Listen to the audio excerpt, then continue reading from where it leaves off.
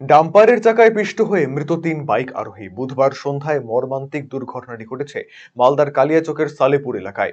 জানা গিয়েছে মৃতরা হলো আজমাল শেখ, রমিজ আক্তার এবং সাইফ আক্তার। এদের ৩ জনের বাড়ি কালিয়াচকের জালালপুরের বিভিন্ন এলাকায়। এদিন তারা কালিয়াচকের দিক থেকে মালদার দিকে যাচ্ছিল। পথে সালেপুর এলাকায় এক টোটোর সঙ্গে প্রথমে তাদের বাইকের ধাক্কা লাগে। সেই ধাক্কায় বাইক নিয়ে ছিটকে পড়েন ৩ বাইক আরোহী। ওই সময় মালদার দিক থেকে আসা এক ডাম্পারের চাকায় পিষ্ট হয়ে ঘটনাস্থলেই মর্মান্তিক মৃত্যু হয় ২ বাইক আরোহীর। গুরুতর আহত অবস্থায় অপর একজনকে মালদা মেডিকেল কলেজ ও হাসপাতালে নিয়ে এলে চিকিৎসকেরা তাকে মৃত বলে জানায়। এই ঘটনাকে কেন্দ্র করে পথ নিরাপত্তার দাবিতে বিক্ষোভ দেখায় এলাকার বাসিন্দারা।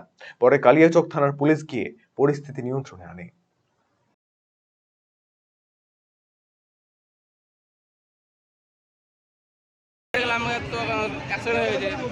কিভাবে হয়েছে কিছু বুঝতে পারছেন? কীভাবে যে আমরা আসলাম তো দেখলাম এখানে টোটোর সাথে মোটরসাইকেল হয়তো হালকা ধাক্কা লেগেছে। ধাক্কা লাগার পরে তোমার মোটরসাইকেলটা হয়তো রোডে পাল্টে গেছে। তারপর তোমার কী বলে ওটা ডাম্পার তোমার চেপে গিয়েছে, একটা বডি চেপে ছিল ডাম্পারের তলে। কজন মারা গেছে? 2 জন মারা গেছে, একজন আহত আছে, ওকে মালদাতে নিয়ে যাওয়া হয়েছে। এদের বাড়ি পরিচয় কোথায় জানা গিয়েছে?